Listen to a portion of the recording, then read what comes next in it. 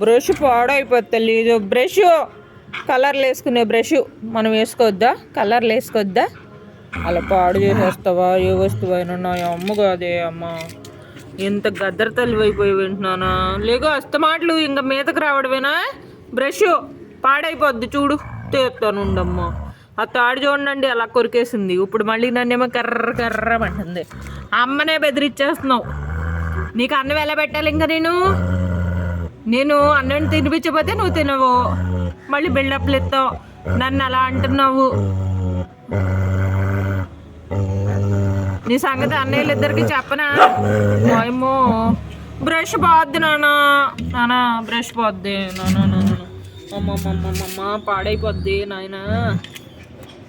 అమ్మ అమ్మ అమ్మ అమ్మ కొరక్కు నాన్న ప్లీజ్. చూడండి మంచినీళ్ళు పెట్టాను వీటికి. అంటే పైనుంచి కిందకి ఎందుకు, కింద నుంచి పైకి ఎందుకు గిన్నెలు తేవడం అనేసి, అదే మనకి పలావు అవి వస్తాయి కదా బిర్యానీలు, అవి వాటితో మంచినీళ్ళు పెట్టానండి.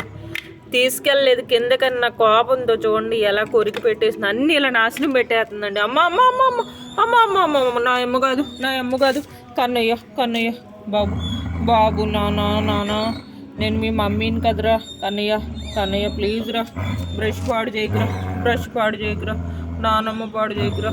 అమ్మ కాదు నాన్న. మంచోడండి. ఒక్కోసారి అంత మంచోడానండి. ఒకసారి వాడికి ఇష్టమైంది ఏదైనా నేను తీసుకున్నానంటే నా పని అయిపోతుంది. ఇలా గద్దరగా ఓటర్ ఇచ్చేస్తున్నాడు. ఇదిగో మనకి